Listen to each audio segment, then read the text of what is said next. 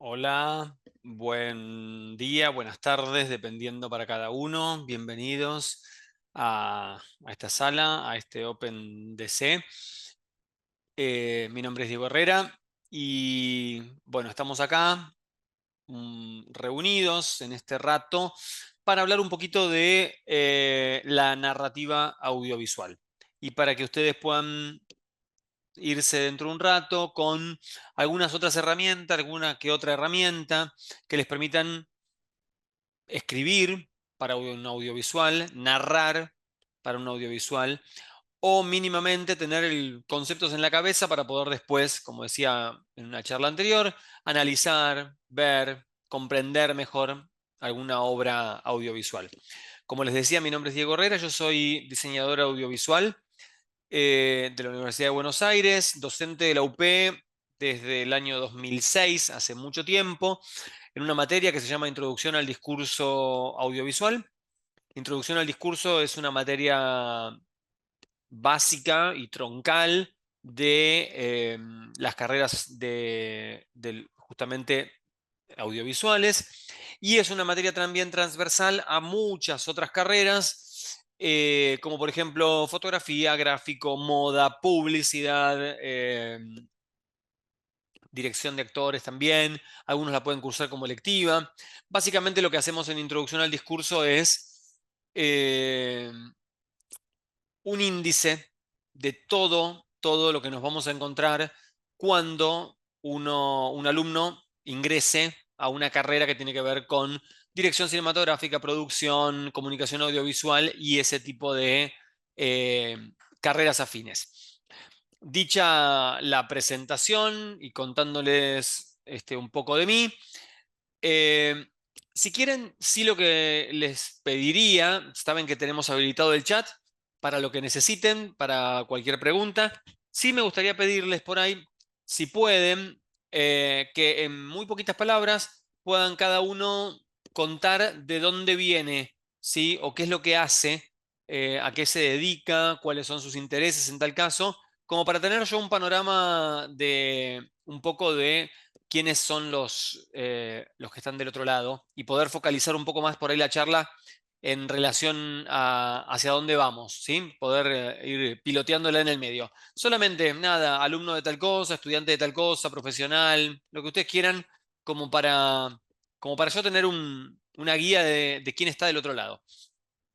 Mientras tanto, mientras van haciendo un poquito eso, la idea acá es que charlemos un rato, que yo les pueda contar algunas cosas sobre la escritura audiovisual. ¿Cómo pasamos, no? Un poco Miren, estábamos con esto, ¿no? Antes, a ver si, que no quiero que me moleste. Ahí vamos. Introducción a la escritura audiovisual y por ahí abajo, de la idea al papel, ¿no? ¿Qué tenemos en la cabeza y cómo lo llevamos al papel? O cómo lo escribimos, o cómo lo hacemos público, si se quiere. Bien, mientras tanto, está Pablo.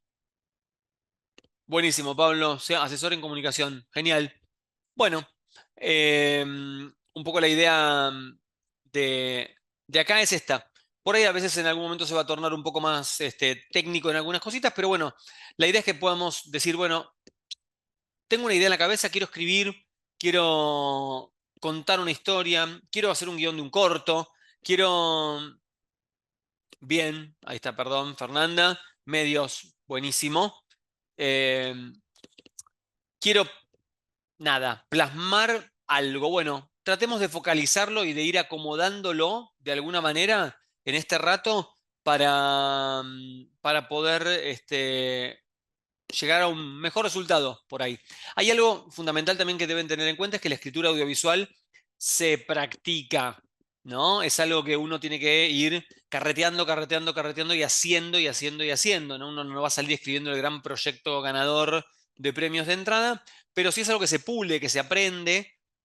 Es raro porque la escritura no hay muchos libros, sobre todo cuando uno trata de dar clases de esto, no hay muchos libros para explicar cómo escribir, porque en realidad es como todo muy de, justamente de hacer, ¿no? Aprender la teoría y después practicar y practicar y practicar. Y el mejor consejo es siéntense y escriban.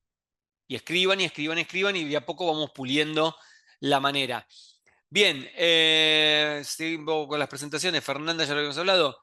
Bien, bien, Adalberto, buenísimo. Que hay comunicación en la UCA. Bien, vamos con esa tesis. Diseñadora instruccional, bien. Y para e-learning, buenísimo. Carmen, sos de Ecuador. Qué genial. En marketing en un holding, haciendo producción. Bueno, bienvenido. Buenísimo todo eso. Bueno, vamos a arrancar. Entonces, ya que nos presentamos un poco, si alguien más después se sigue sumando y se presenta, no hay ningún problema. Eh, la idea es que empecemos un poquito. Así que le voy a compartir. Primero vuelvo a compartirles un poco esto. Voy a ir salteando entre la pantalla compartida y mi cara para que no sea tan la cosa monotemática. Bueno, estamos viendo acá. Vamos a ir acá, para atrás. Bien, vamos a empezar por lo primero de todo. ¿Sí? Bien. Nuestra hoja de ruta. ¿Sí? ¿Qué vamos a hacer? Vamos a hablar de los pasos previos. Vamos a hablar del tiempo en la narrativa audiovisual, vamos a hablar de estructuras narrativas, vamos a hablar de conflicto mínimamente y vamos a tratar de llegar a la escritura de un guión literario. ¿Sí? Ese es un poco lo que hacemos. Y es un poco, en cierta manera, el orden lógico en el que solemos trabajar en los medios. ¿Sí? Hay gente que ya conoce un poco del tema, así que seguramente lo tiene por ahí visto. No podemos sentarnos a escribir un guión sin antes haber pensado, no digo escrito, pero sí por lo menos pensado, los pasos previos, el manejo del tiempo, la estructura y el conflicto, ¿no?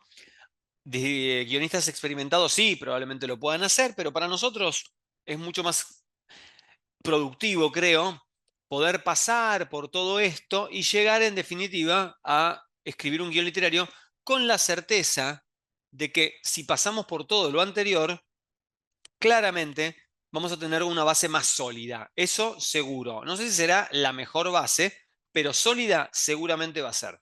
Bueno, arranquemos entonces con los pasos previos. Como ven acá, idea, tema, tesis y sinopsis. Acá yo primero quiero hacer una aclaración. Los medios audiovisuales no son una ciencia exacta, ¿sí? Ni siquiera una ciencia social que uno dice, bueno, está como bastante pulido y reglamentado.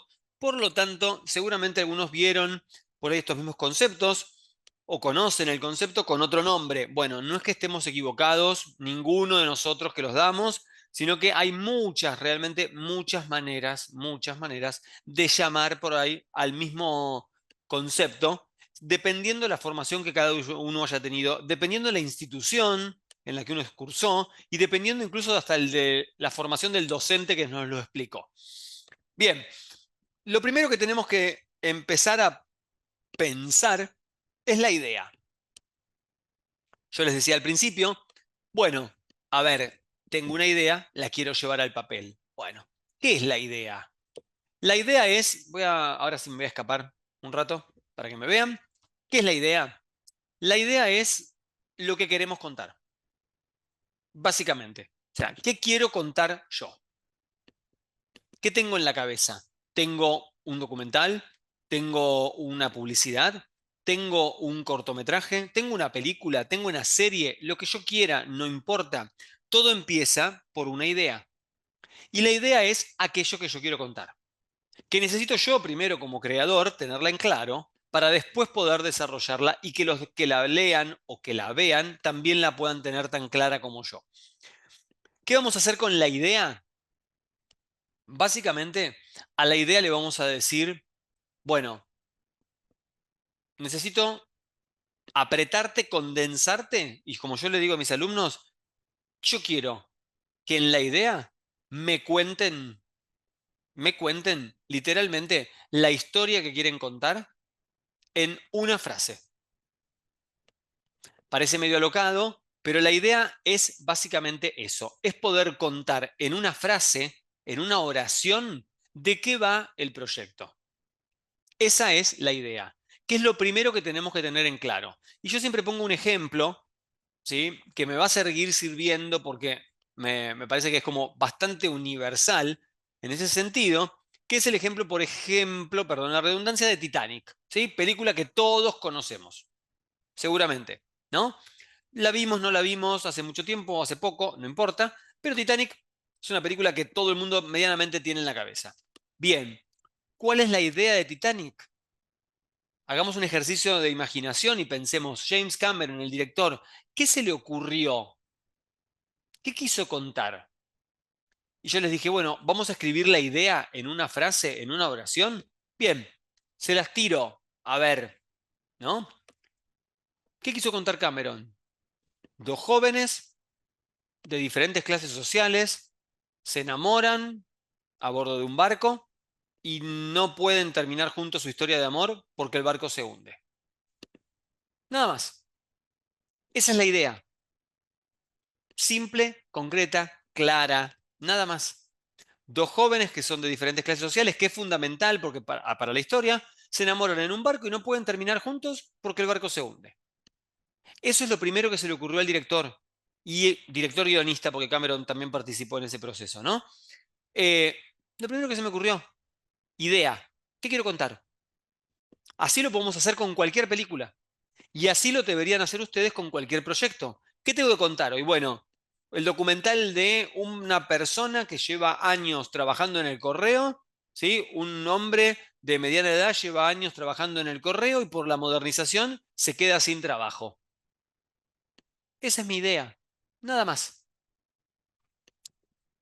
No lo dije, pero, perdón, cualquier duda y cualquier pregunta que tengan, ¿sí? Directamente acá se meten en el chat y escriben. Me paran. Yo lo tengo abierto, me van saltiendo. Algo que no quedó claro, algo que no quedó, que no se entendió, alguna pregunta que tengan, lo que quieran. La idea es que esto sea movido, ¿sí? Que no sea yo solamente hablando, sino que también ustedes puedan sacarse dudas y profundizar en aquellas cosas que ustedes necesiten realmente y que esto sea productivo para todos. Bien, idea. Bien, tenemos la idea. Buenísimo. Pasamos a al segundo paso previo, que es el tema. ¿Qué es el tema? Bueno, me van a decir, bueno, el tema es esto, es esto. Bueno, el tema es fácil. El tema es la idea, pero llevada al plano abstracto. ¿De qué estamos hablando? Volviendo a nuestra película, ¿de qué habla Titanic? ¿Sí?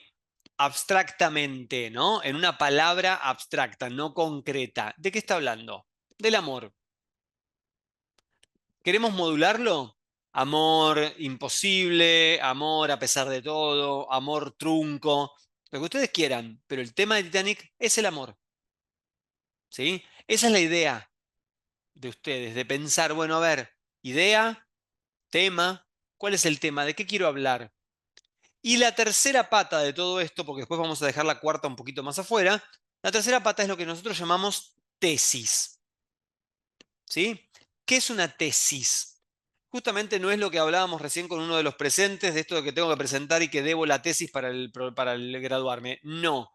Acá para nosotros la tesis es lo que yo quiero demostrar con mi proyecto, con mi corto, con mi serie, con mi documental. ¿Sí? Lo que yo quiero demostrar. Lo que yo quiero que el público se vaya pensando una vez que vio mi producto. Lo que quiero que le resuene en la cabeza.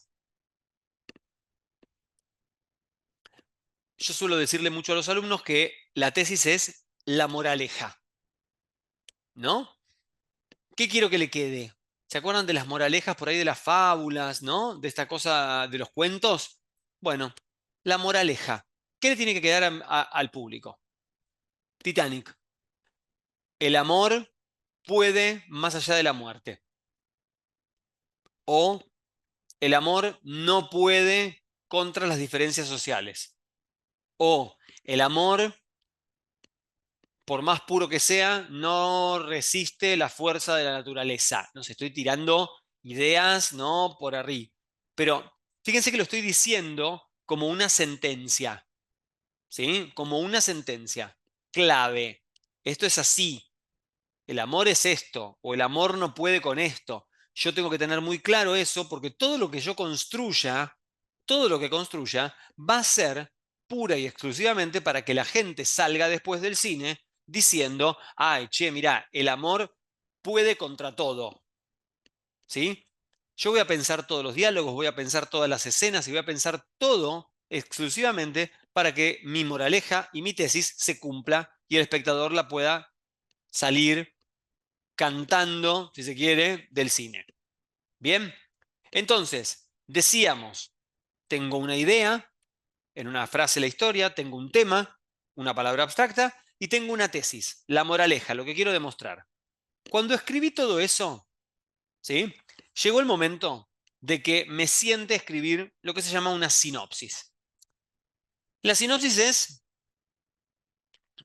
es algo gracioso en el sentido de que cuando uno dice sinopsis y pregunta, ¿no?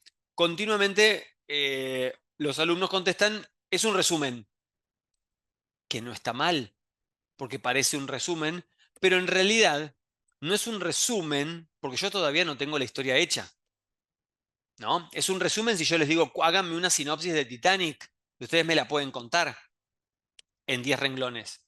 Pero yo como todavía no sé, no tengo idea de lo que va a ser de mi historia, mi sinopsis, lo que va a hacer en realidad es un desarrollo un poco más profundo de la idea que yo tenía. Es decir, Titanic tenía mi idea de, por ejemplo, dos jóvenes de diferentes clases sociales que se enamoran a bordo de un barco y no pueden terminar juntos porque el barco se hunde. Bien, ¿qué sería la sinopsis? Bueno, me tengo que sentar a escribir, me tengo que sentar a poner más detalles, a empezar a darle vuelo a esta historia, a engordarla, si queremos poner esa palabra, ¿no? A darle de comer. Bueno, ¿qué voy a poner? Jack es un joven de clase baja que se enamora, que sube al Titanic a través de una apuesta en un juego. Rose es una chica de clase alta que sube al Titanic rumbo a Nueva York para casarse con su prometido. Se conocen cuando ella está a punto de suicidarse, empiezan una relación, la familia se da cuenta y no quiere que estén juntos, el novio hace todo lo posible para separarlos, el Titanic choca contra un barco y empieza contra un iceberg y empieza la tragedia, y ahí bla, bla, bla, sigo agregando información. Por lo general, en una sinopsis tardamos 10 renglones, 15 renglones en profundizar la historia. ¿Sí?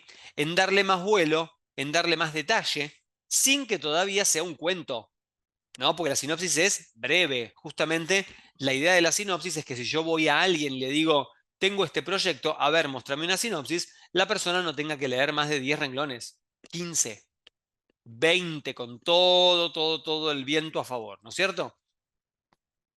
Bien, entonces, dijimos, pasos previos. Tengo una idea, tengo el tema, tengo la tesis y escribí la sinopsis. Listo, ya está. Completé todo el paso previo. Bueno, ahora viene donde yo me tengo que, ya me puedo sentar a escribir el guión. Te dicen, bueno, vamos, ya escribimos el guión, escribimos. No, todavía no. Faltan más cosas que tenemos que tener en cuenta. ¿Sí? Primero les voy a decir algo. Está buenísimo pasar por estos 3 pasos previos porque después uno empieza a comparar, ¿no? Y a decir, para, ¿cuál es la idea? Los jóvenes, bla, bla, bla, la que hablamos recién. ¿Cuál es el tema? Pusimos, supónganse, discriminación. Ah, pero pará, porque el tema discriminación va por un lado, pero en realidad la idea hablaba más del amor. ¿Qué hacemos? Y después digo, tesis. Uy, no, la tesis decía que el que no mide las consecuencias termina mal. Bueno, pará, entonces no, pero eso habla de un poco de por qué chocó el barco. Entonces, lo que uno tiene que ir haciendo, de cierta medida, es chequear que la idea, el tema y la tesis vayan los tres por el mismo camino. ¿Sí? Dos jóvenes se enamoran, bla, bla, bla. El amor, el amor puede contra todo. ¿Sí? Hay coherencia. Es fundamental en la narrativa audiovisual la coherencia. ¿Sí? La coherencia entre los pasos, la coherencia narrativa. Esto de que estemos siempre tirando para el mismo lado. Porque si yo empiezo a hablar de la idea de los jóvenes y de las clases sociales y del Titanic y de repente me voy por las ramas y empiezo a hablar de la discriminación en esa época y de repente me voy y empiezo a hablar de la lucha por la carrera industrial, la película tiene más posibilidades totalmente de ser un fracaso. Porque hay muchas líneas abiertas y no es lo que queremos. Bien, dicho todo esto, pasemos un poquito más, ¿no? Pasemos para acá, a ver. Paren que mientras voy leyendo. ¿Requiere necesariamente descripción de acciones concretas? No, no necesariamente. No. En la sinopsis tranquilamente se pueden contar lo general, ¿no? Yo por ahí la de Titanic la hice como media detallada, pero no, hay que contar los hechos fundamentales, ¿sí? No hace falta contar acciones concretas, pero sí por lo menos los hechos fundamentales que son parte de la historia. Y ya que estamos, es súper interesante tu consulta porque es también fundamental en la sinopsis contar el final, ¿sí? Esto es clave, es clave.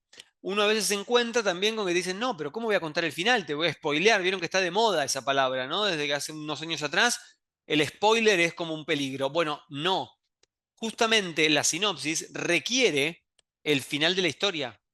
¿Sí? Si se fijan, yo en la idea de Titanic dije que no terminaban juntos. Porque yo también necesito saberlo. O sea, no es que el director o el guionista empieza a contar una historia y después va viendo a ver qué le sale, qué le pinta o qué viene después, ¿no? Justamente el final es fundamental saberlo. Y el que lo lee, imagínense un productor, van a buscar trabajo como guionistas y le llevan una sinopsis. O van a vender su proyecto, ¿no? Le llevan la sinopsis. El productor quiere saber cómo termina para poder tener una idea realmente de lo que pasa o no pasa con la historia. Bien, dicho esto, bienvenidas los comentarios por chat, insisto, lo que quieran. Hicimos la idea, pasamos al tema, tenemos la tesis y completamos la sinopsis. Vamos a darle un poco más de tiempo a nuestro proyecto y vamos a hablar justamente del tiempo. Bien, eh, a ver, todo producto audiovisual, como dice aquí arriba, es una secuencia dos veces temporal. O sea, que tiene dos tiempos al mismo tiempo. Esto parece un trabalenguas, parece una cosa, una broma, pero no. Es así. Digamos, cuando uno ve una película, vamos a poner el ejemplo de películas porque es más simple, ¿sí? Pero puede ser cualquier producto. Cuando uno ve una película, hay dos tiempos al mismo tiempo, ¿sí? Los tienen acá. El tiempo real y el tiempo del relato, ¿sí? El real y el del relato. El real y el de la historia. ¿Cuál es el tiempo real? Es el tiempo mío como espectador, ¿sí? Yo, espectador, ¿cuánto tardo en ver la película? ¿Cuánto tardo en ver el video clip? ¿Cuánto tardo en ver la publicidad? ¿Sí? Ahora, distinto es el tiempo del relato o el tiempo de la historia. Ese tiempo hace referencia a cuánto tarda la historia en desarrollarse. ¿Sí? No yo, público, sino ellos, personajes. ¿Bien? Es el tiempo del relato. ¿Cuánto tarda la historia? ¿Una semana en la vida de los personajes? ¿Un año? ¿5 años? ¿50 años? ¿2 días? ¿4 horas? Puede ser también. ¿Sí? retengan entonces esto de que siempre está el tiempo real, que es el del espectador, y el tiempo del relato, que es el de la historia. Este tiempo real, yo como guionista no puedo hacer nada. Es el tiempo del público. No me voy a meter en esto. Pero sí yo voy a manejar el tiempo del relato. ¿Sí? Yo puedo manejar el tiempo del relato.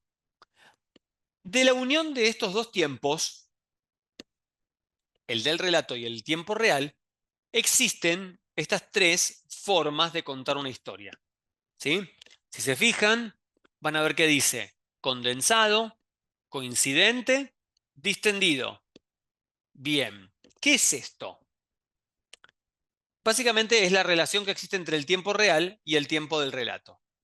Por ejemplo, el tiempo condensado, ¿sí? El primero que vamos a ver acá, que es el más usado, es el más común de todos, ¿sí?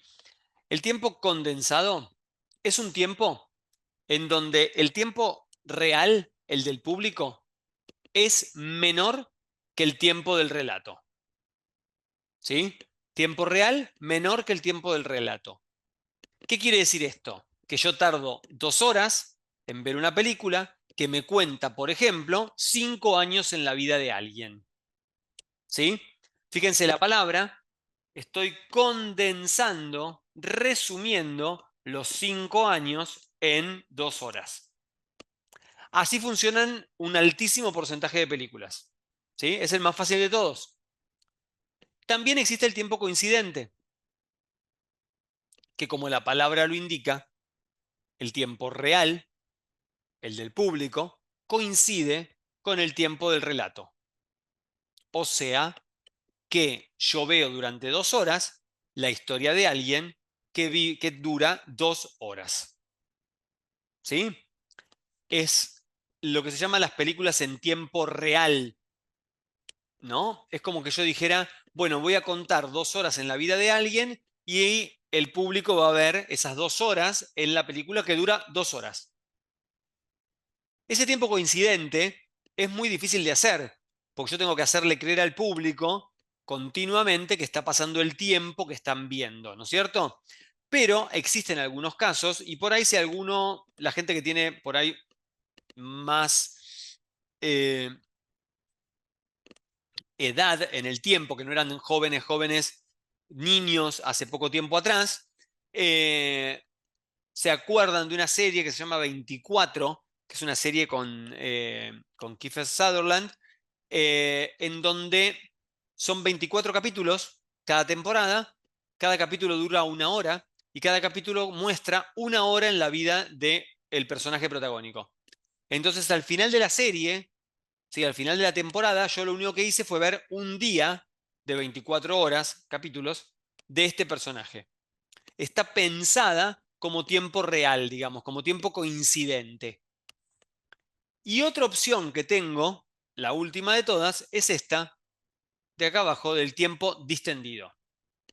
¿Qué es el tiempo distendido? Justamente lo contrario del condensado. Yo público veo en 2 horas una historia que dura 20 minutos. ¿Sí? Ustedes van a decir, pero ¿cómo hago? La historia dura 20 minutos, la veo en 2 horas. Bueno, tengo que empezar a usar recursos narrativos para poder lograr que esos 20 minutos lleguen a 2 horas.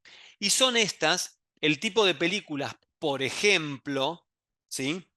De aquellas en donde se cuentan diferentes puntos de vista. Por ejemplo, películas en donde me cuentan 3 puntos de vista distintos del mismo hecho. Entonces, cada hecho duró media hora. Yo tengo media hora de un punto de vista, media hora de otro punto de vista, media hora de otro punto de vista, y ya tengo 1 hora y media de película. ¿Sí? Las películas con tiempo distendido también suelen ser bastante extrañas, ¿sí? Porque no tanto como las de coincidente, pero no es el factor más común, ¿no es cierto? Bien, ¿a título de qué viene todo esto? A que ustedes, cuando se ponen a escribir, tienen que pensar cuál van a usar. Sí o sí. Tenemos que saberlo antes de empezar a escribir.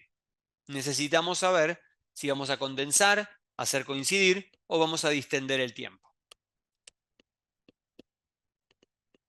Vamos un poco más adelante.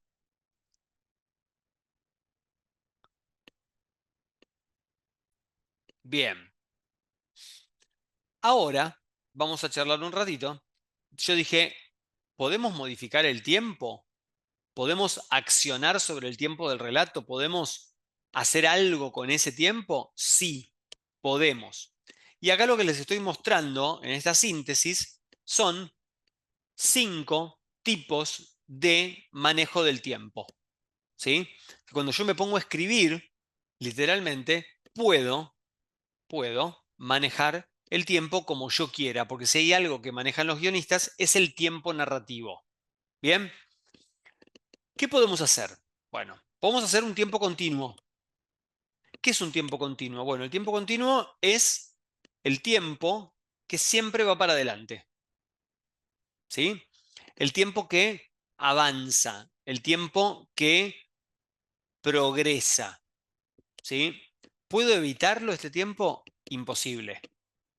Todas mis películas, todas mis ideas van a tener que caer siempre en el tiempo continuo, porque el tiempo avanza siempre. Entonces, este tiempo continuo, progresivo, lineal, como muchas veces aparece con otros nombres, es el tiempo que siempre está, el tiempo preconfigurado, podríamos decirle, ¿no? Siempre voy a escribir en tiempo continuo. Siempre voy a usar tiempo continuo. Bien. Ahora, yo sí puedo alterar el tiempo. Y esto que aparece acá abajo, estas 4, son justamente alteraciones temporales. ¿Qué son alteraciones temporales? Bueno, son idas y vueltas en el tiempo que yo puedo ir haciendo para que la narrativa no sea tan lineal o tan cronológica. Por ejemplo, la primera alteración que tengo es la que todo el mundo conoce seguramente, que se llama flashback. ¿Sí? ¿Qué es un flashback?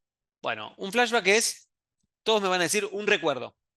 Seguramente, ¿no? No los dejé escribir, estuve como muy apresurado, pero si uno me dice, ¿qué es un flashback? Bueno, un recuerdo no siempre es un recuerdo, ¿no? Lo importante del flashback es que el flashback es un salto al pasado, ¿sí? De mi línea temporal en la que yo estoy parado, salto al pasado, voy para atrás. Y necesariamente, sí, necesaria y obligatoriamente, tengo que volver al presente. Es la esencia del flashback. ¿Sí? Tengo que ir al pasado y volver al presente. Si no vuelvo al presente, no funciona. Y no es un flashback. ¿Sí? Yo les decía antes, no es un recuerdo. ¿Por qué les decía esto de no es un recuerdo? Siempre. Porque muchas veces son recuerdos. Imagínense, típica escena, ¿no? De el personaje que está mirando una foto y de repente se acuerda de algo, la película nos lleva para atrás y nos muestra cuando era niño. Bueno, eso es un recuerdo. Pero muchas veces pasa que el director decide mostrarnos el pasado y no hay ningún personaje que recuerde, ¿sí?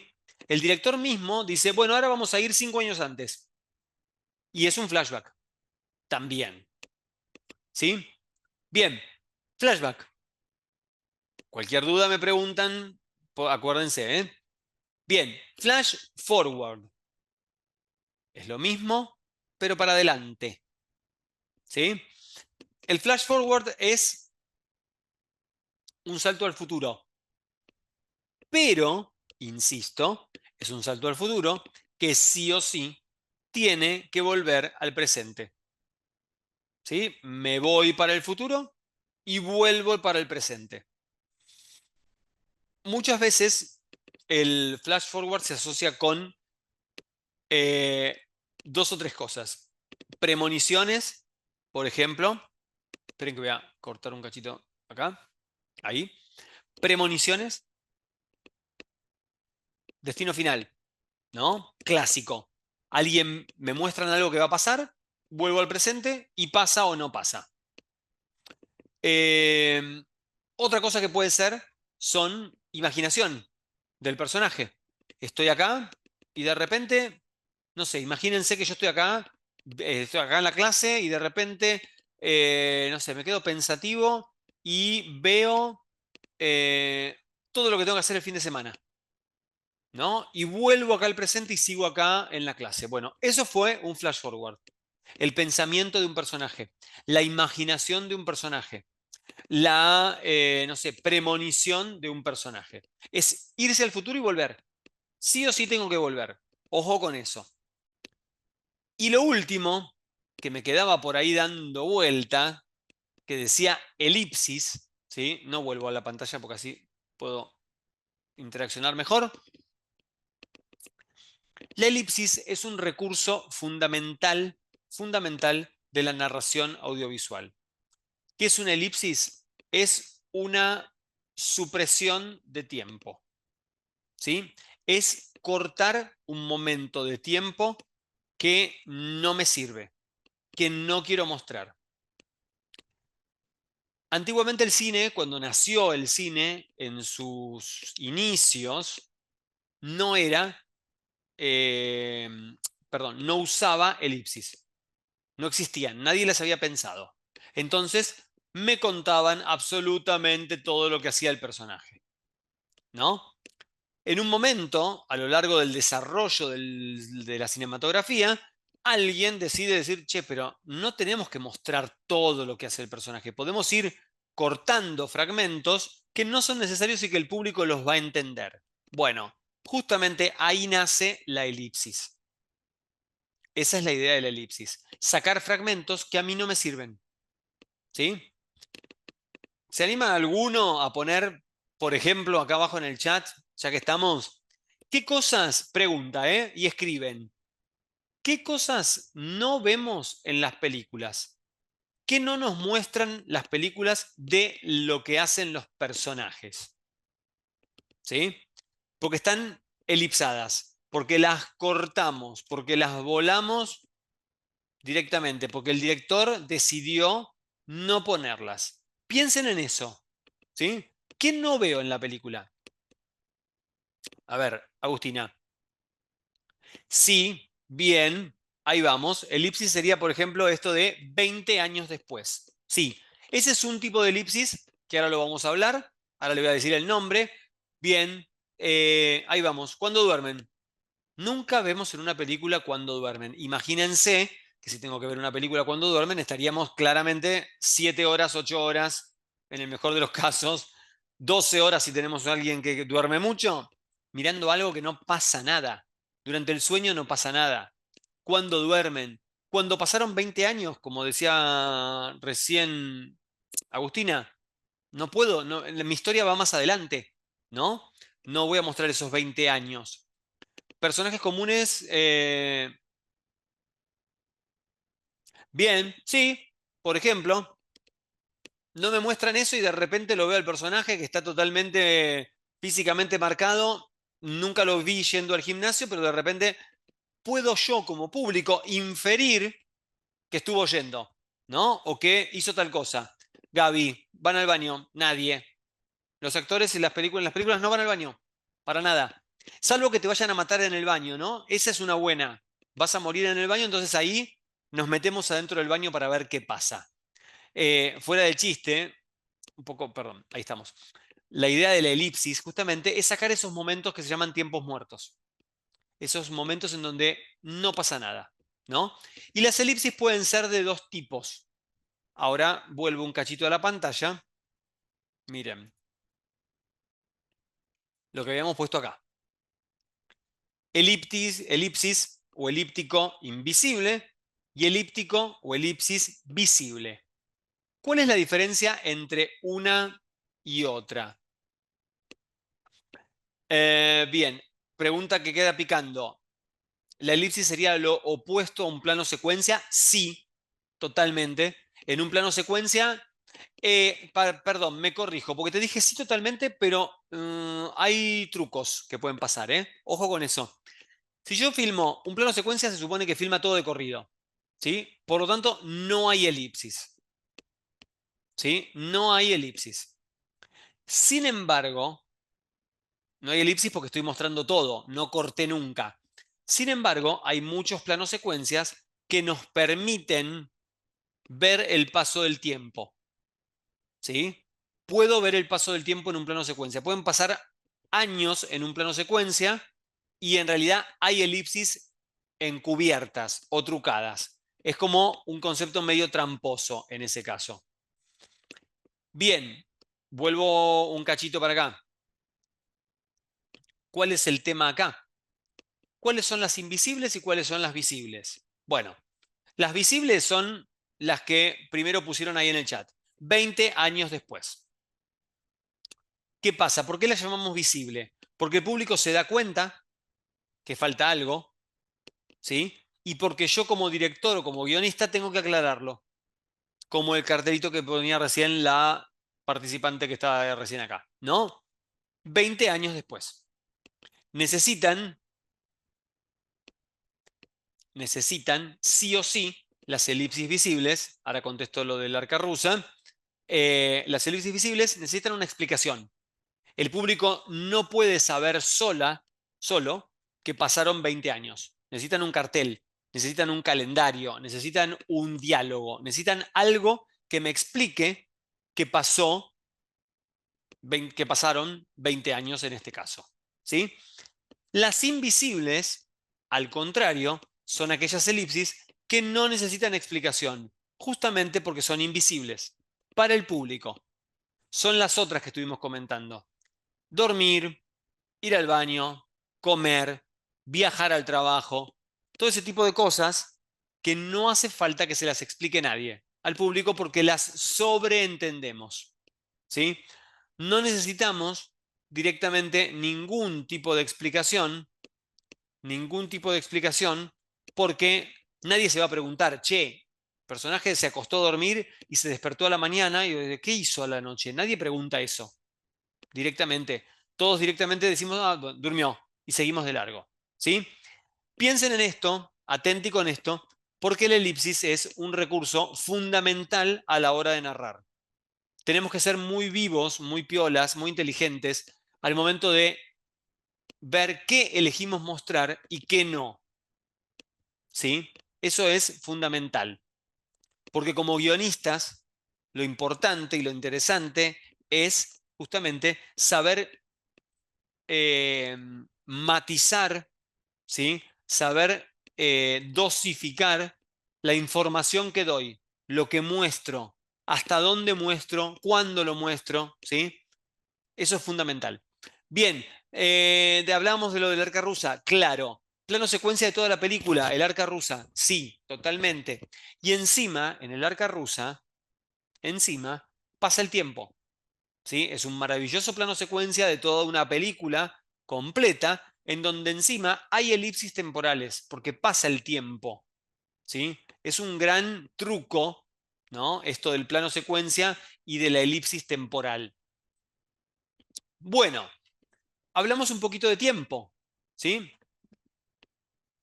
Dijimos que teníamos una idea, un tema, una tesis, escribimos la sinopsis, decidimos qué tipo de tiempo íbamos a usar, pensamos si vamos a usar flashbacks o flash forwards o qué partes vamos a hacer elipsis o qué no. Y ahora, una vez que tenemos todo esto, llegó el momento directamente de hablar, y acá empezaron los dibujitos, hablar de las estructuras narrativas. Ahí. ¿Sí? ¿Qué es una estructura narrativa? Una estructura narrativa es la forma en que yo ordeno los hechos, ¿sí? La forma en que yo organizo la historia. Y esto es clave, absolutamente clave en la vida de un guionista, porque lo que hace llamativa la historia, lo que hace impactante la historia para el público, justamente es buena parte de la estructura narrativa. ¿Sí? Buena parte de la estructura narrativa. La gracia de una película está en cómo está contada la historia. Bien, no sé si ustedes no lo ven bien porque va a estar este cartel de la presentación de acá abajo, que no me queda otra que durante la pausa dejarlo así.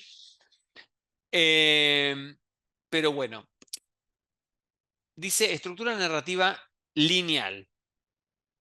Bien, ¿qué es una estructura narrativa lineal? Justamente es una estructura narrativa en donde no hay saltos temporales más que para adelante. ¿Sí? O sea, la película siempre va para adelante, pero nunca tengo alteraciones temporales. O sea, ¿puede haber elipsis? Sí, hay un montón de elipsis, porque saco cosas, saco momentos, saco partes. Pero,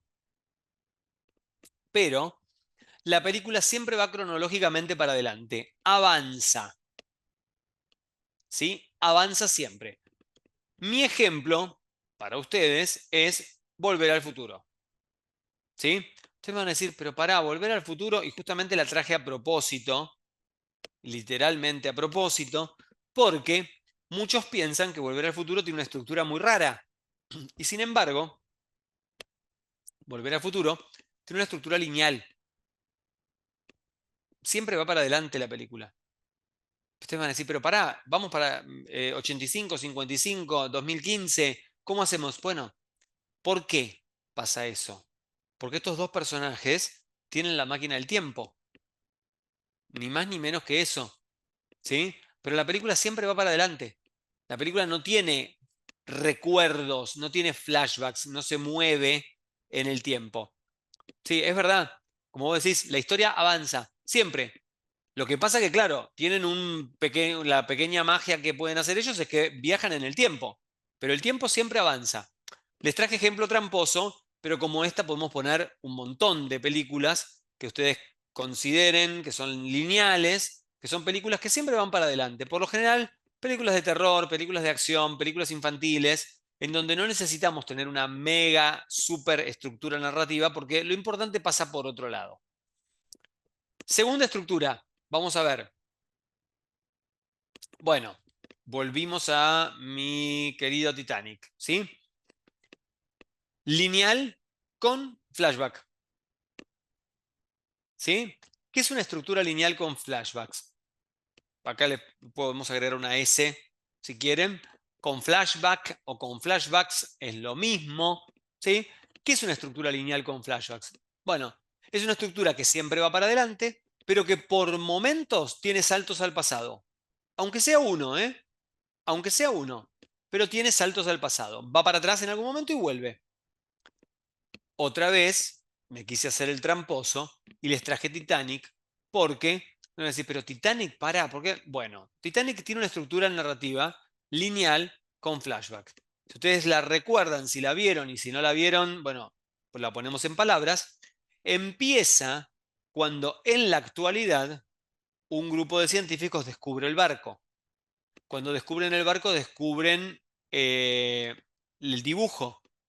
Cuando descubren el dibujo de Jack, encuentran a Rose anciana y la traen al barco. Y todo lo que nosotros vemos que pasa a bordo del Titanic son recuerdos de Rose que les está contando la historia. ¿Dónde está el truco acá en Titanic? Bueno, que la mayor parte de la película y lo importante de la película pasa en el flashback, no pasa en el presente, ¿sí?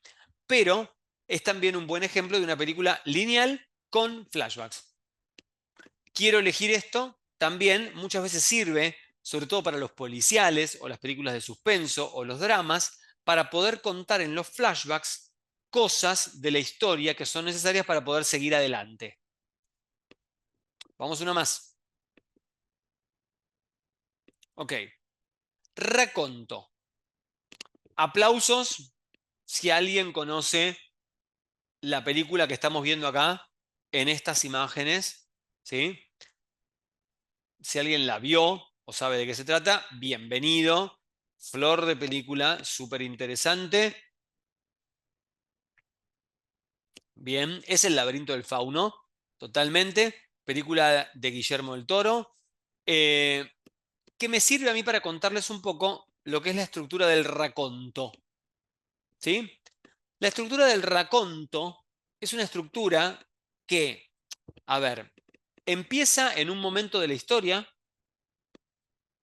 ¿sí? Va para atrás, me cuenta toda la historia para adelante, para adelante, para adelante, para adelante, y llega al final cuando está por terminar la película, llega al mismo momento en donde empezó. ¿Sí? O sea, el raconto es empezar en un momento que el público no sabe todavía que ese momento es el último momento, ir para atrás, avanzar y llegar otra vez al punto de partida. ¿Sí? Eso es un raconto. Es como una historia circular, como películas que empiezan por el final, o como la típica película en donde uno dice, les voy a contar cómo llegué yo a este momento de mi vida, ¿no? Va para atrás y me cuenta, me cuenta, me cuenta, me cuenta hasta que vuelve al principio otra vez. ¿Sí? Eso técnicamente se llama raconto. Avanzamos una más. Muy bien. Más aplausos todavía si alguien sabe de dónde es esta imagen de una película, que ya tiene sus buenos años, pero es un clásico del cine, súper interesante, que todo el mundo debería ver. Esta película, ahí viene el chat, ahí viene, ahí viene, viene. Bien, vamos, Agustina, genial. Cinema Paradiso, película de Giuseppe Tornatore. Bien, qué bueno que la gente, que hay gente que la conoce, genial. Bueno, para los que la vieron, sí, el final de esta película es una de las dagas en el corazón de todos los cinéfilos eh, cada vez que la vemos. Así. Bueno, ¿qué pasa? Para los que vieron Cinema Paradiso, es una estructura in media res. ¿Sí? In media res. ¿Qué quiere decir in media res? Bueno, a la mitad. ¿Qué pasó? ¿Qué pasó con In Media Res? La película empieza en el medio. Claro que nosotros como público todavía no sabemos que empieza por el medio, ¿no? Pero empieza la peli en un punto, de repente se va para atrás, me cuenta todo lo que fue pasando, fue pasando, fue pasando hasta llegar al mismo punto en donde empezó y sigue para adelante, ¿sí? Porque no termina ahí. Falta todavía más para adelante, ¿sí? Esto es lo que pasa en Cinema Paradiso, ¿no? Que empieza cuando Totó de grande llega a la casa de la madre, al pueblo, de repente me empiezan a contar toda la historia de Totó de chiquitito, Totó adolescente, Totó que se va, ¿sí? Y vuelve al momento en donde Totó de adulto regresa al pueblo y la película sigue, porque después viene todo lo del pueblo, viene la visita al cine, que lo tienen que derrumbar, y Totó se va y se lleva las películas y viene el final del que hablábamos antes, ¿sí? Esta es la idea de una estructura en media res, como que empezó por el medio de la historia. Vamos a ver las últimas dos que nos quedan. Bien. Acá no hay mucho que adivinar, esto es Pulp Fiction, es la película más probablemente emblemática de Tarantino y es un contrapunto, ¿sí? ¿Qué es un contrapunto? Un contrapunto son dos o más historias que se van desarrollando alternadamente y en algún momento se cruzan, ¿sí? Esa es la idea de un contrapunto, que tengo más de una historia, que voy contando la historia de ellos, la historia de ella, la historia de ellos, la historia de él, la historia de él, la historia de ella. Mezclo, mezclo, mezclo, mezclo, mezclo, y en algún momento estas se cruzan. Se cruzan ellos dos, se cruzan ellos, ¿sí? Esa es la idea del contrapunto. Sirve mucho cuando tengo varios personajes, ¿no? Cuando tengo varias historias que contar. Y la última de todas, a ver, pregunta, pregunta.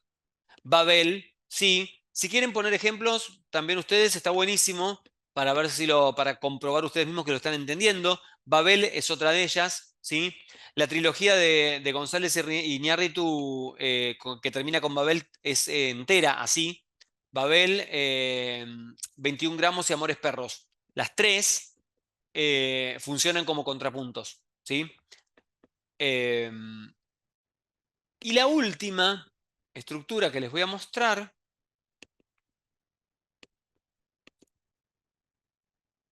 ahora sí, super premio a ver si alguien sabe este fotograma de qué película es. Película poco vista, pero acá tengo a alguien en el chat que seguramente la vio. Bien, Las Horas, exactamente. Película de Stephen Daldry. Eh, bien, hay gente que tiene muchas películas interesantes vistas en su historia, ¿eh? Está muy bueno. Bien, Las Horas. ¿Qué pasa con Las Horas? Las Horas es una película que me cuenta la historia de estas tres mujeres, ¿sí? Pero estas tres mujeres no comparten la época, no comparten historias, ¿sí? Solamente están unidas por el hilo narrativo. Es una estructura que va saltando de una historia a otra, pero esas historias, como un fresco renacentista, nunca se cruzan, no se tocan, no tienen nada que ver una con la otra. Por ahí hablan del mismo tema, por ahí hablan de la misma sensación, por ahí comparten un lugar, ¿sí? Por ahí comparten un espacio, por ahí comparten un hecho, ¿no? Por ejemplo, no es el caso de Las Horas, pero ponerle una historia de tres hombres que comparten el hecho de, no sé, haber tenido que criar a sus hijos solos. Pero son tres historias de tres hombres en diferentes momentos, en diferentes lugares, que me las van contando alternadamente y ellos nunca se van a conocer, ¿sí? Esa es la idea un poco del fresco. Bien. Eh, a ver, no me quiero... Fantástico. Bien, voy a dejar de compartir un segundito. A ver, que estén estas... La doble vida de Verónica, totalmente. Sí. Peliculón de Kieslowski, también. Pero ahí me sirve buenísimo el ejemplo, me sirve para comentar algo que les iba a decir, eh, que no nos quedamos acá con las estructuras, ¿no? Las estructuras narrativas son vivientes. En qué sentido, no? En lo de vivientes. En que están en continuo cambio. Estos son los clásicos, ¿no? Estos son los modelos clásicos de estructuras que todo el mundo conoce, que son súper conocidos, súper reconocidos y todo el mundo usa. Pero no quiere decir que sean los únicos. O sea, yo, guionista, ¿puedo escribir una película nueva con estructura narrativa distinta que nadie hizo? Sí, totalmente. Totalmente. Está lleno de directores que inventan sus estructuras narrativas distintas al común de la gente. Puede haber hasta cruce de estructuras narrativas. Por ejemplo, ¿no? Si vieron ¿Quién quiere ser millonario? La película de... Ay, se me fue el director.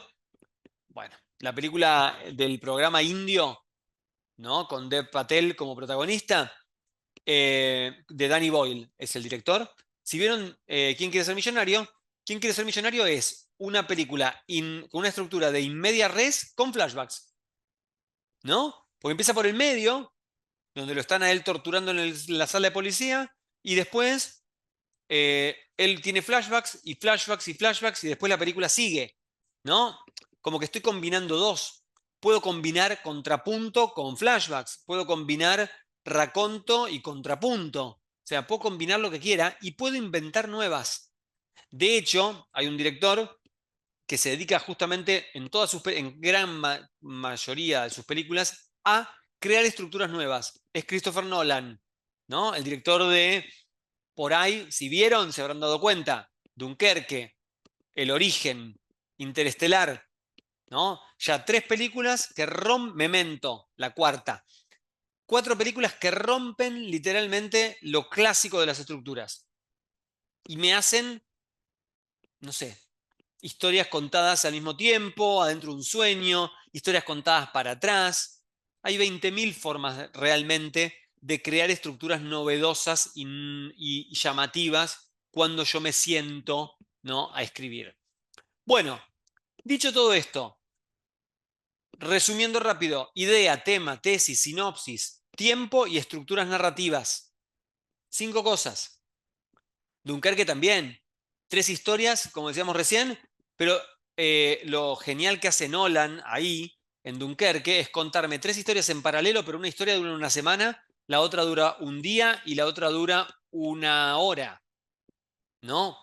Loco mezclar tres tiempos totalmente distintos dentro de una misma película. ¿Qué nos queda? Bueno, nos quedan dos cosas. Hablar un poco del conflicto, ¿sí? Que ahora se los comparto, así nos metemos acá. Miren, vamos a pensar en el conflicto. Conflicto dramático, ¿sí? Conflicto dramático. Sí o sí, sí o sí, en todo producto audiovisual, en todo producto, tiene que haber un conflicto dramático. Si no hay conflicto, no hay historia. Estoy escribiendo un corto, fundamental. Estoy escribiendo una película, fundamental. Estoy escribiendo un videoclip, también. Estoy escribiendo un documental, también. Sí, pero me van a decir, no, pero para un documental es algo en serio. Sí, bueno, pero hay que saber narrar un documental también, ¿eh? Hay que poder pensar la estructura narrativa y pensar también una estructura dramática o un conflicto dramático para que lo podamos desarrollar, ¿sí? Un conflicto dramático en nuestra historia básicamente se basa en tres elementos que sí o sí tienen que estar. Un protagonista, un carácter central y una unidad de opuestos. ¿Bien? ¿Qué es esto? A ver, el protagonista es básicamente el que lleva adelante la historia.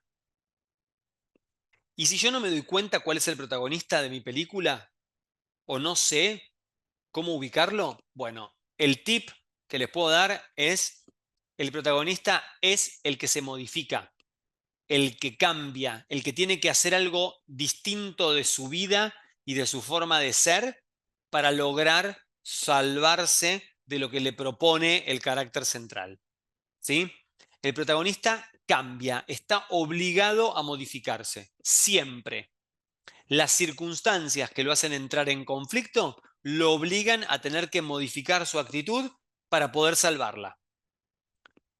El carácter central o antagonista, si lo quieren llamar de esa manera, también puede ser. El carácter central, justamente, muchas veces es el que nosotros asociamos con el malo de la película, que no está bien hacer esa asociación porque muchas veces el malo es el protagonista. No tienen que ver acá los valores de los personajes, sino más que nada la actitud dentro de la historia. El carácter central es el que fuerza el conflicto, el que provoca el conflicto, el que genera el conflicto. Supongamos, el protagonista está tranquilo, ¿sí? Eh, Vamos a un ejemplo claro y simple, simple, simple, simple. Jurassic Park, ¿sí? La conocen. Sí, Parque Jurásico, ¿no? Toda la gente ahí, los médicos, los biólogos, los científicos, el dueño, todos son los protagonistas, ¿no? Los protagonistas de la historia, los dos en la uno, la antigua, los dos científicos, o los tres científicos, ¿sí? La nada, vienen al Parque Jurásico, la están pasando bárbaro, están disfrutando de todo eso. Bien, ¿qué es lo que pasa? Alguien mete la pata, rompe algo, se escapan los dinosaurios. Conflicto. Apareció el conflicto. ¿Cuál es el carácter central de Jurassic Park? Los dinosaurios. Son los antagonistas de los protagonistas. Son los que fuerzan el conflicto. Con dinosaurios sueltos, esta gente no puede estar sola. Tiene que hacer algo para poder escapar de la isla, para poder irse. Y encima hay tormenta. ¿Sí? El carácter central es el que fuerza el conflicto. Es el guasón en Batman. Es Lex Luthor en Superman. Es el malo, el villano en Duro de Matar. ¿Sí? Lo que ustedes quieran. Es el enemigo en una película de guerra. Es el que fuerza el conflicto, el que lo provoca. Yo estaba todo bien y de repente, chao, se acabó todo. Vino este y me está obligando a algo. ¿Bien? El carácter central, a diferencia del protagonista, no cambia nunca. El carácter central siempre se mantiene igual, siempre hace exactamente lo mismo, cada vez con más poder para seguir forzando, forzando, forzando al protagonista. Siempre. Entre los dos existe lo que se llama la unidad de opuestos. ¿Qué es la unidad de opuestos? Es un elemento fundamental, fundamental en el conflicto. ¿Sí? Es aquello que une y separa al mismo tiempo al protagonista del carácter central. ¿Sí? Es lo que los une y los separa. ¿Por qué los une y los separa? Los une porque los dos quieren lo mismo. Los separa porque solamente uno de los dos puede ganar. Bien, esta es la esencia de un conflicto dramático. Protagonista, el ladrón que quiere robar un cuadro. ¿Sí? Carácter central, la policía o un investigador que lo persigue, lo persigue, lo persigue. El investigador es malo, malo, malo. El protagonista quiere devolverle el cuadro a su antiguo dueño, lo que ustedes quieran, ¿sí? El carácter central es el policía, que siempre va a encontrar las mil y un formas de seguir persiguiéndolo y hacerle la vida imposible. El protagonista va a tener que aprender a escaparse, a esconderse, a camuflarse, a mentir, a hacer todo lo que tenga a su alcance. ¿Cuál es la unidad de opuestos? El cuadro, si lo tiene el protagonista, no lo puede tener el carácter central. El protagonista lo quiere, el carácter central también. Este lo quiere para quedárselo, para devolverlo a su dueño. Este lo quiere para devolverlo al museo. ¿Sí? También puede ser la libertad. El protagonista quiere su libertad y el carácter central no quiere que este personaje sea libre. Bien, así funciona un conflicto. Me voy un toque de acá. A ver, ahí funciona el conflicto. Y yo iba a hacer la aclaración, ahorita se me va cayendo, eh, que un conflicto siempre avanza gracias a acciones y reacciones, que es algo fundamental que ustedes tienen que hacer cuando quieren escribir una historia. ¿Sí? La acción y la reacción. El protagonista viene así, viene el carácter central y le hace esto, lo molesta. Este tiene que reaccionar, reacciona. Este le tiene que devolver y reacciona más fuerte.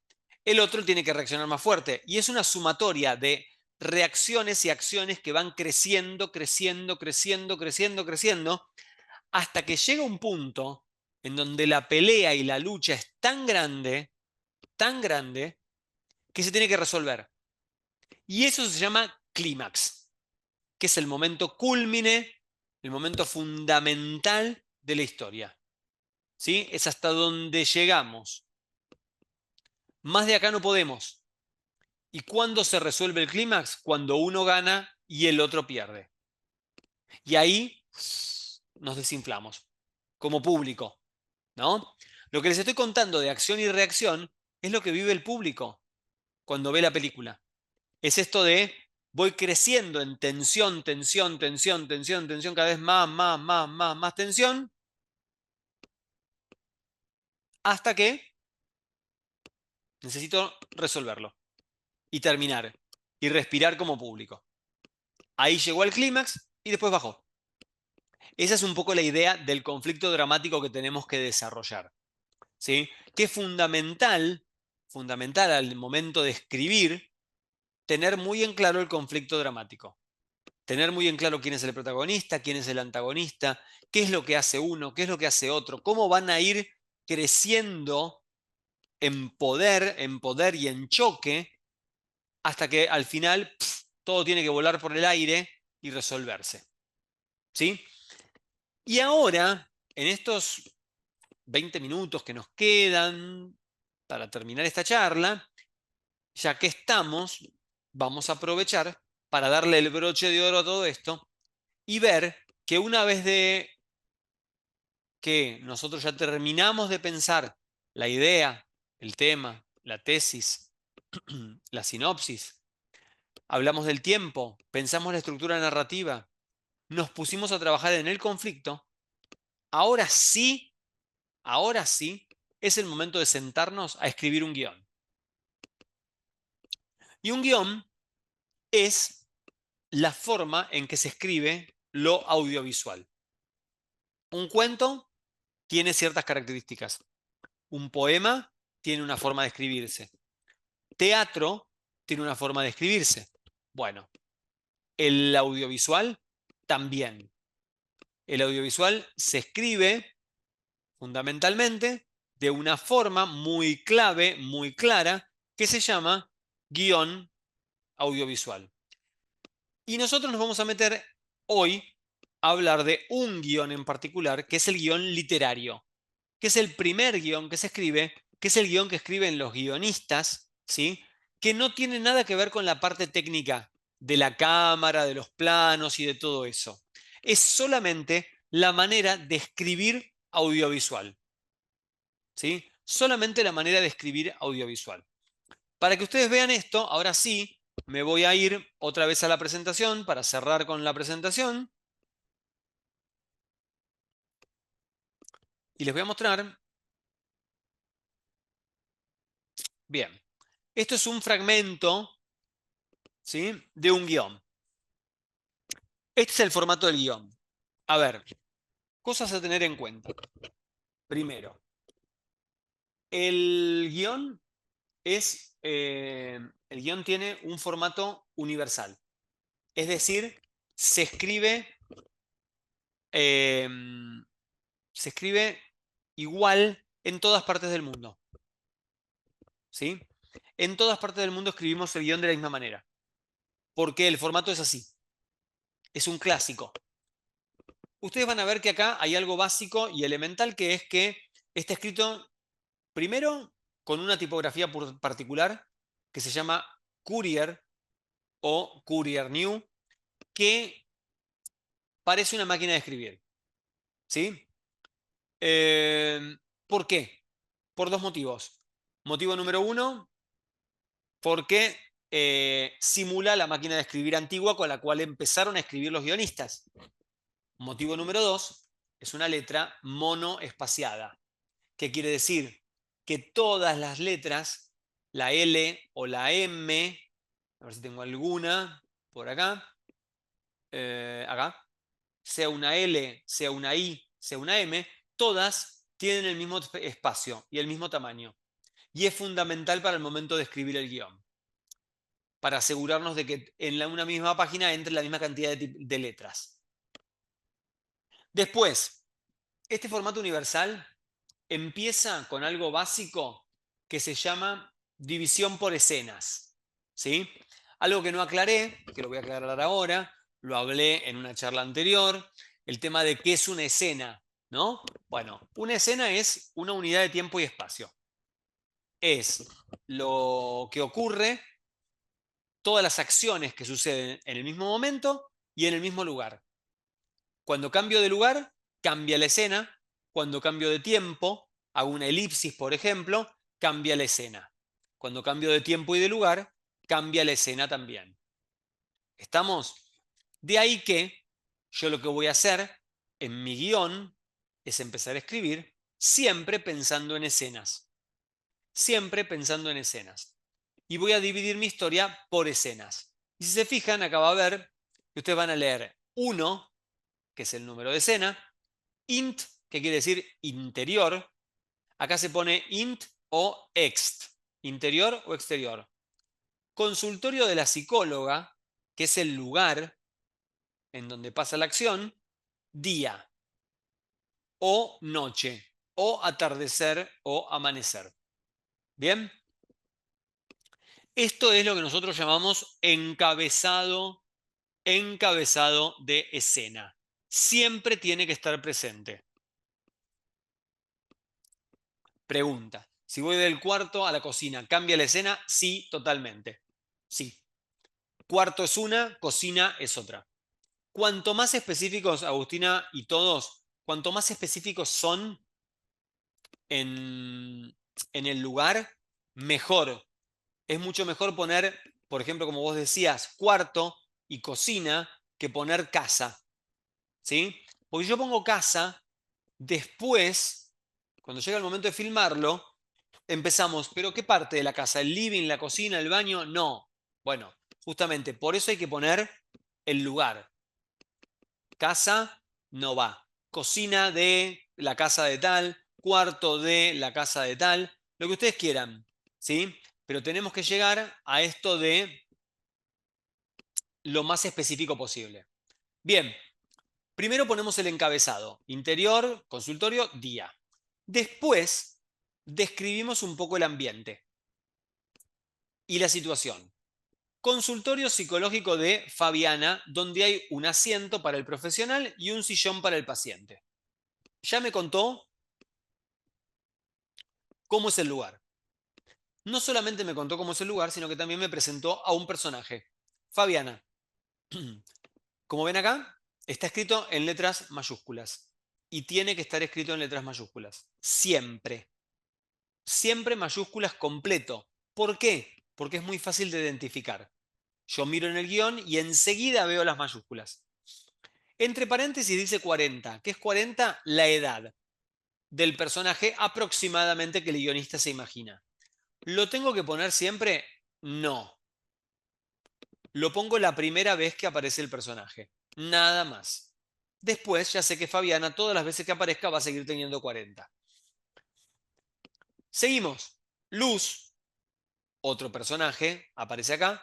Luz en este caso, mayúsculas, y tiene 20. Se sienta en el sillón que da al frente de su psicóloga. Bien. Esta es la acción. Como ustedes ven, la acción se desarrolla tal cual la estoy viendo en pantalla y se escribe de margen a margen, usando todo el ancho de la hoja. Ahora va a llegar el momento en donde los personajes dialogan. Centrado en una columna en el medio, pongo el diálogo. Con estilo directo, como está acá. Fabiana, y abajo. ¿Cómo te has estado sintiendo, Luz? ¿Sí? ¿Qué es esto? Un diálogo. ¿Cómo lo tengo que escribir? ¿Cómo quiero que el personaje lo diga? ¿Sí? Esta es la gran batalla de los guionistas. Poder escribir buenos diálogos. ¿Sí? Poder escribir buenas frases que hablen de los personajes, que no sobreexpliquen, que expliquen bien, pero que no redunden. Nombre del personaje y abajo lo que dice. Luz. Acá al lado hay una acotación. Cansada. Entre suspiros. Estas acotaciones sirven para decirle al actor cómo tiene que decir la frase. No muy bien, pero como hablamos, creo que deberé aprender a vivir con esto. Fabiana. Bueno, si estás de acuerdo, podríamos probar con la terapia que te comenté que hago con otros de mis pacientes. Y acá abajo mucho no se ve. Luz. Sí me vendría bien hipnosis, ¿no? Bien.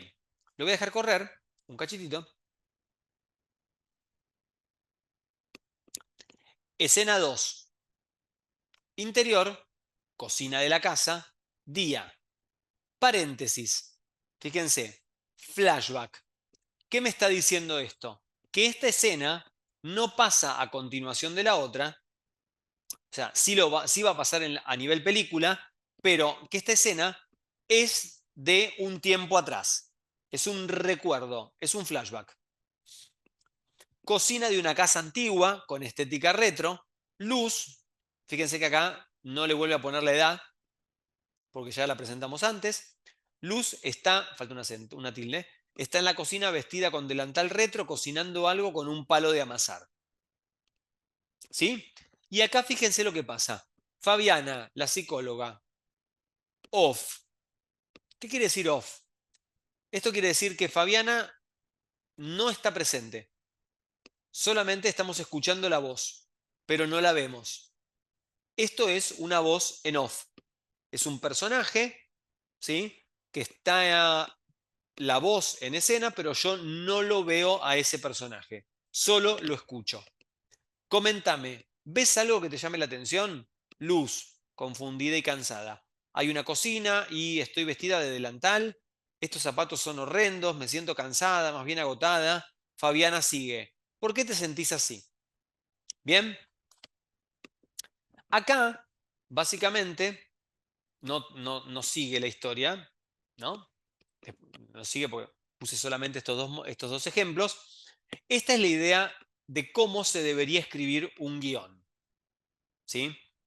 Después vendría la escena 3, que si sigue en el flashback va a decir flashback de vuelta, y si dice escena 3 consultorio, suponemos que ya volvimos al tiempo presente del consultorio, ¿sí?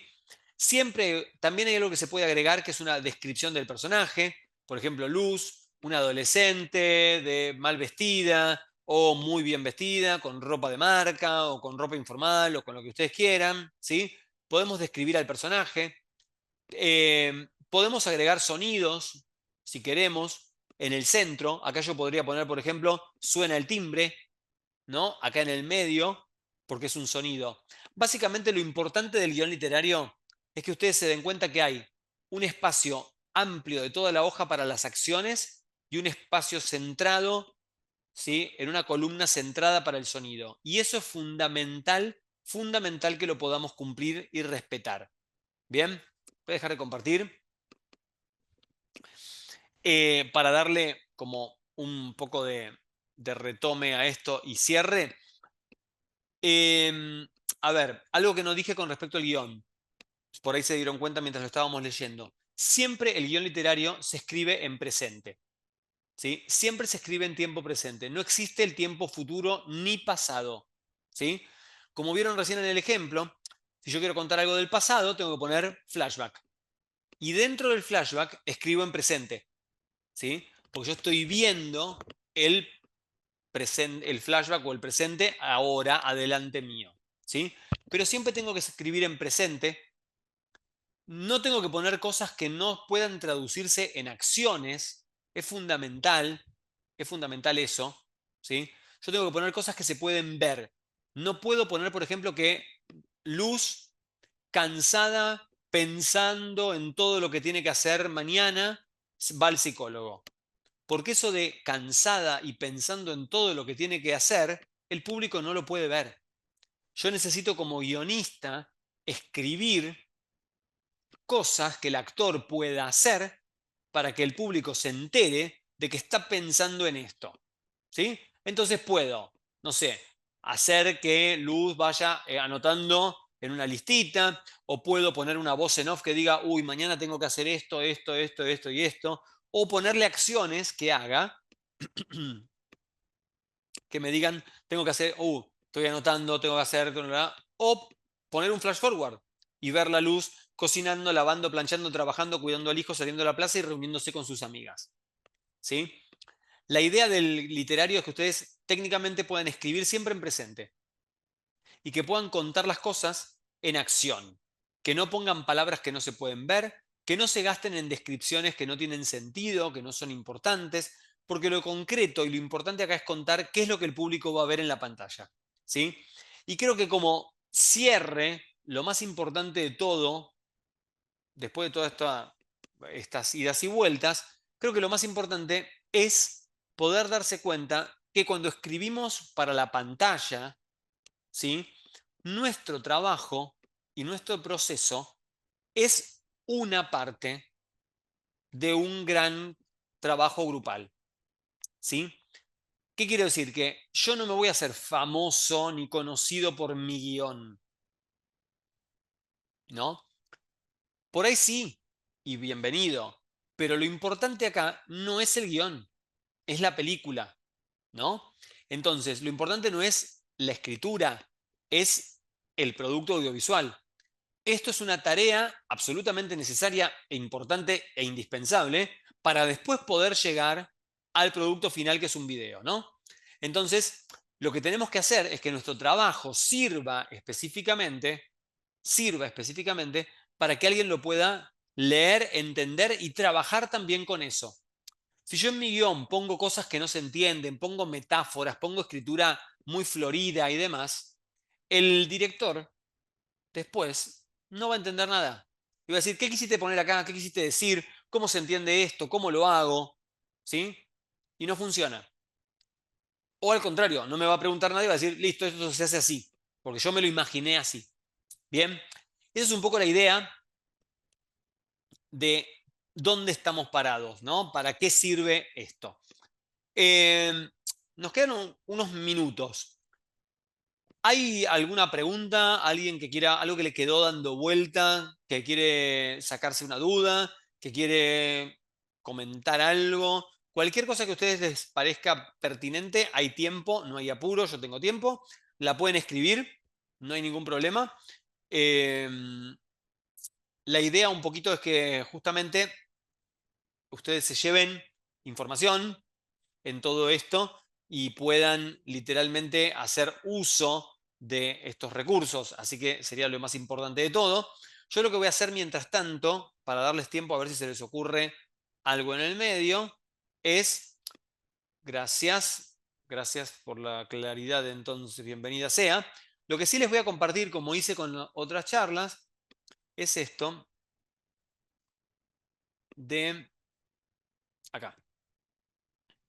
Bien, ahí vamos.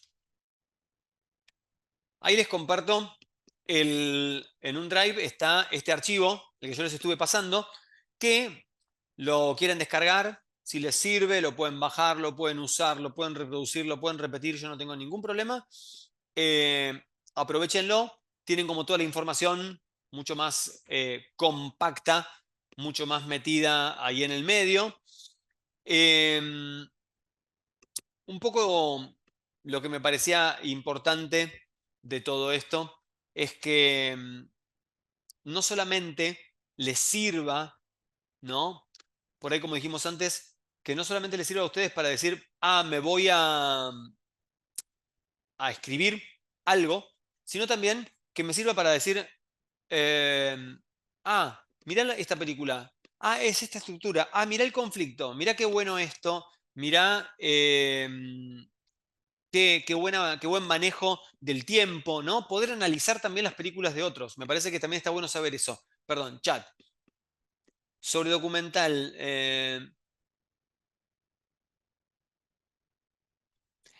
Es todo un tema, lo que vos decís, ¿no? De las estatuas parlantes. Todo un tema. Eh, yo creo que también el tema del documental va muy, muy acorde a los tiempos, ¿no? Como que en una época era muy común ver al entrevistado sentado, mirando a cámara así como medio de costado, no mirar de frente. Después en una época se pasó eh, a, a mirar directamente a la cámara. Ahora, como vos decís, está bueno que estén haciendo algo. Yo creo que siempre lo que como uno, como escritor, debería, como guionista, debería tener en cuenta es no tanto ni la moda, ni lo que opinan los demás, ni lo que se dice que se tiene que hacer, sino por ahí, ¿qué es lo mejor para el proyecto? ¿No? ¿Qué impronta le quiero dar? ¿Qué estética le quiero dar al proyecto? ¿Qué estilo? ¿No? ¿Me sirve a mí realmente que, no sé, porque por ejemplo, un documental sobre un músico, ¿me sirve a mí que el músico esté sentado con instrumentos de fondo? ¿O me sirve más que el tipo esté haciendo cosas y me muestre o mitad y mitad? ¿No? Porque por ahí da la actividad. ¿Me sirve que un sociólogo lo vea caminando por una calle? Ahí por ahí no. Yo creo que depende muchísimo del proyecto, en ese sentido. Eh, y yo particularmente no me caso con nada de eso, ¿no? Me parece que lo ideal es adaptar cada proyecto a lo que uno necesita. Eh, Adaptar libros a proyectos audiovisuales, sí, es todo un tema. Es todo un tema. eh, Vivimos de eso, literalmente. Hay como mucha información sobre eso. Pero me parece que siempre creo que, mira, voy a hacer una unión entre lo que vos decís y darle un cierre a lo que hablábamos.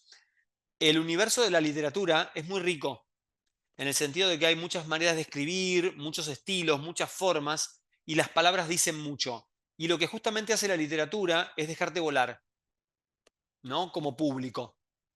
Dejarte volar y que vos te imagines la cara del personaje, el lugar, la casa. Y lo que hace lo audiovisual es bajarte de un tiro, de un ondazo, y que vos tengas que directamente ya ponerle una cara, un lugar, un color a las cosas. Yo creo que pasa mucho con los proyectos audiovisuales basados en libros que pierde mucho el libro. Es lo que muchas veces dicen todos, ¿no? Ah, el libro es mejor, el libro tenía más cosas. Y sí, es que pasa así porque realmente el libro es otra forma, totalmente. Pero no es algo que uno no debería esquivarlo. Al contrario, hay un montón de cosas en la literatura que creo que lo mejor que hay es algo que se llama transposición, que no es una adaptación, ¿no? No es adaptar el libro a la pantalla, es transponer, es sacar lo importante del lenguaje narrativo literario y transformarlo en algo audiovisual, ¿sí? No esta cosa de copiar tal cual, de llevar, ¿no? Sino de decir, bueno, hago otra obra con esta historia, con esta impronta, con esta idea. Me parece que por ahí pasa lo más importante. Redes, sí, ya se las paso por ahí.